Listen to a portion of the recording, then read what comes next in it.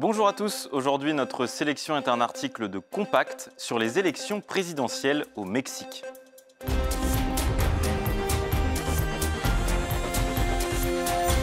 C'est une révolution politique qui a secoué le Mexique le 2 juin dernier. La candidate de gauche, Claudia Sheinbaum, est devenue la première présidente mexicaine avec près de 60% des voix. Elle est l'héritière du président sortant et son parti Morena a remporté 7 des 9 sièges de gouverneur et les 2 tiers du Sénat et de la Chambre des députés.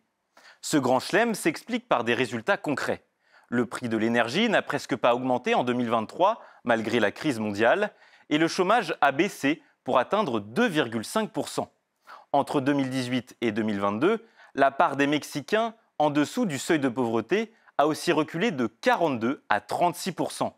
Le salaire minimum mensuel a triplé en 6 ans, et pour le commerce extérieur, la dette ou l'évasion fiscale, les résultats du précédent mandat sont aussi positifs. Mais Claudia Sheinbaum a une personnalité très différente du président sortant. Elle est issue d'une famille de scientifiques de Mexico avec des parents engagés à gauche et originaires de l'Europe de l'Est. Aux yeux du peuple, elle passe donc pour une technocrate brillante mais déconnectée. A l'inverse, l'ancien président Andrés Manuel López Obrador était très proche du peuple rural et de son attachement au catholicisme. Pour la présidente athée et progressiste, il y a donc un gros enjeu pour conserver le soutien de ces régions. Elle devra aussi assurer l'ordre dans le pays qui est aux prises avec les cartels. Le président Obrador a choisi l'apaisement et il a augmenté la présence militaire dans les grandes villes pour baisser le taux d'homicide.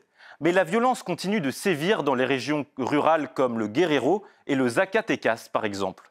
Et des menaces pèsent toujours malgré tout sur l'économie. La bourse de Mexico a reculé de 4% en une semaine.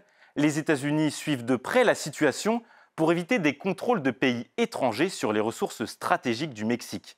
La présidente doit donc apporter des réponses sur tous ces sujets pour maintenir sa dynamique.